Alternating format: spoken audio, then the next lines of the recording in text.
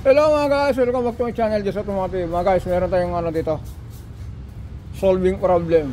Ayan, yung problema ay solve natin. Honda CR-V mga guys, Gen 3. Ito po yun ang may pag natin makuha yung plate number, baka magugulat ka na, baka ayaw ng may-ari. Ito na lang, kita na lang natin nito, wag lang yung plate number. Ay, nakita yung plate number, hindi naman. Hindi kumpleto.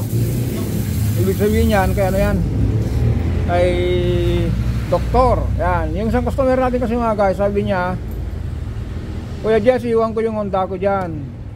Kasi, pero bahala na lang si daddy dyan. Kasi sabi niya, vibrate daw yung dashboard, maingay sa umaga. Kala niya makina.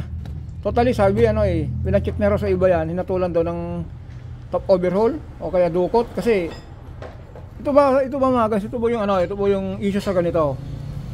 Yung pag-angat na ganyan, na walang usok, saka nyo binuksan po ito na may talsik. Normal lang po yan dahil yung talsik po niyan, andyan po yung rocker arm, andyan po yung yung camshaft. Yung mga iba naman, yung halimbawa Mitsubishi andito, may tatalsik po niyan dahil andun yung timing chain. Yan. Yan ang isang po diyan.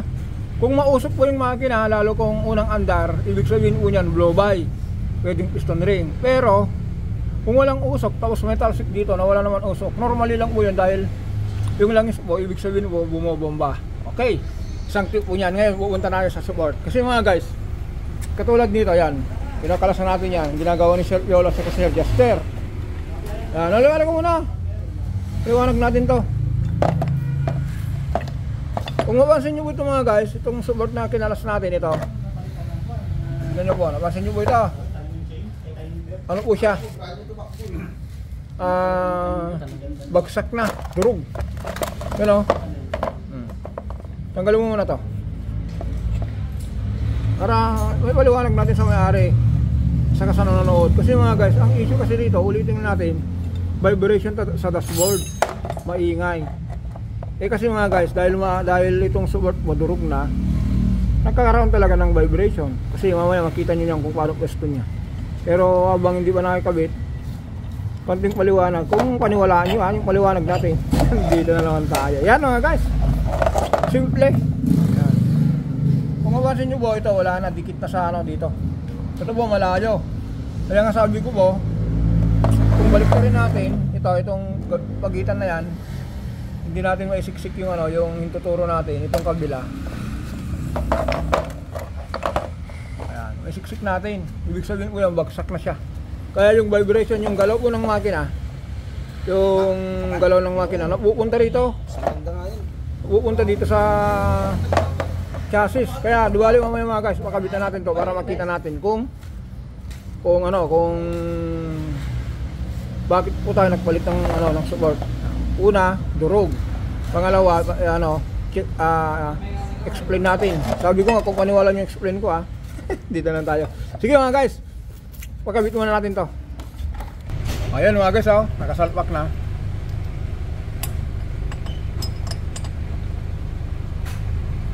Kasi mga guys, ulitin natin.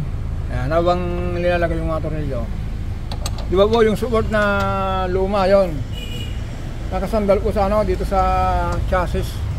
Kaya yung under ko ng makina, akala mo may problema na ito, masyado na ma-vibrate. Kasi yung galaw po ng makina, napupunta na lang yung galaw ng makina sa chassis, kakaroon ng vibration. Kung sa kung sa barya, ilagay nyo yung barya sa dashboard nyo. Kung umaandar, umiingay, ganito po ito. Yung hindi na mahawakan yung makina, napupunta na lang yung galaw po ng makina, napupunta na sa chassis o kaya sa body, iingay na sa dashboard. Ayun yan, mamaya mga guys, ulitin ko. Kung may kabit na po niyan, susunod natin ito.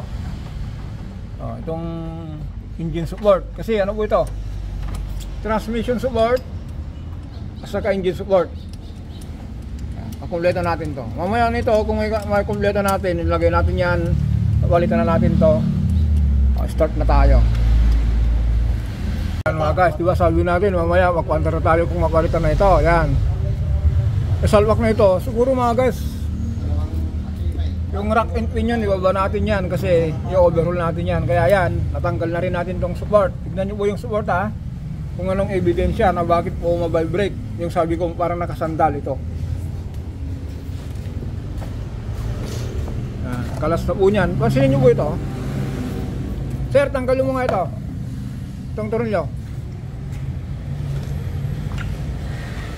Ayan mga guys, nakakabit na yung support. Kasi sabi ko kanina, magpanda na tayo. Pero hindi na mga guys. Dahil pinapalitan na rin natin yung support dyan sa harap. Yan, sinasalwak na rin po yan. Tignan nyo mga guys yung pinagpalitan natin. Kasi mga guys, sabi ko nga po, kung paano po ito na ito, itong bracket na to, nakasandal sa support. Kaya nakakaroon ng vibration, ingay sa dashboard. Ito po yun, oh. Taran! Yan. Meron na po tayong tatlong na napalitan. Isa sa transmission, yun yung kanina, yung una natin pinakita. Pangalawa, ito po yung ano niya, yung sa pinaka cross member niya. Yung trabaho po nito mga guys, atras sa bante. Pares po nito, ito na po pang likod. Pero pang isa sa ilalim. Ito po yung ano, itong maingay sa ano, sa passenger side. Kita niyo po niyan. Nagbakal to bakal na. Instead na ito po dapat mga guys, ito dapat po mataas yan para hindi po sumandal dito. Ay nangyari po, sumandal po yung ano, yung bracket. Ito yan, sumandal na ganyan. Karoon na po ng ano, yung galaw po ng makina napupunta na rito. Ngayon kung napunta na po rito, dapat dito lang naglalaro. Mataas yan, hindi sasandal dyan. Sumandal. Nagkaroon ng ano, vibration yung ano, yung dashboard. Kasi po yung halimbawa po nag-drive po kayo, nakaload yung makina. Kung nakaload yung makina, mangyayari po niyan, bibigat yung andar. Ayan. Nakasandal po dito yung bakal na yan. Ayan. Napupunta sa dashboard, napupunta sa chassis or body. Kakaroon ng vibration. Ayan. Kaya ang na-address natin dito mga guys, tatlo na. Ito. Yan. Ito na lang sa ilalim kasi papalitan pa natin ng ano nito. Yung i-overhaul pa natin yung ano niya, yung rack and pinion yung tagas na yan. Kita niyo po yung tagas na yan. Yan. Tatanggalin natin yung rack and pinion na yan hanggang doon. Ito yung una natin yung kinabit. Yun ang binabanggit natin mga guys. Ito. Yan. Kung nakasandal na po niyan, karoon ng vibration. Ganito rin po ito. Yan. Mataas na po niyan.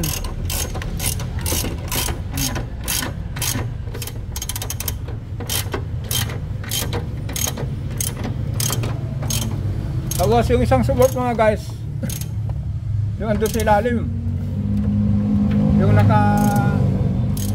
nakagitna. Ito po mga guys, tawag ko dito ano, damper support. Okay, pwede rin ano, kasi yung cross member mga guys dito sa gitna, kaya nga cross po niya nandito sa gitna. Cross member, siya po yung umaalalay dito sa likod. Nandito sa likod, mamaya po niyan, ito po yun oh. Yan, sabi ko nga po kanina, sabi ko magpaanda na lang tayo, pero para isahan mga guys, abangan na lang natin yung susunod na kabanata, yung second episode ba. Kasi yung gagawin natin dito mga guys, ulitin natin. Ito, abangan nyo, i-overhaul natin yung rack and pinion kasi meron tagas. Tapos kung nakumpleto na natin, ilagay na yung air cleaner, pwede na tayong magpaandar. Kaya ito, gagawin muna natin ano, first and second episode. Kaya yan, ulitin natin mga guys. Yan, kinukumpleto na yung mga support. Yes, paliting mo ka. Sige, tignan mo kung kaya mo. Yan. Ito po, sabi ko kanina, kung ganito rin nangyari, ito malalim na, bagsak na, ganito rin nangyari dito, bagsak na rin to, imbes na ganyang kataas, 1 inch, kaya sumayad dito. Ito naman po, kahit nakita nyo po na wala pang gaanong tama, pero kung pansinin nyo po, lubog na rin po siya.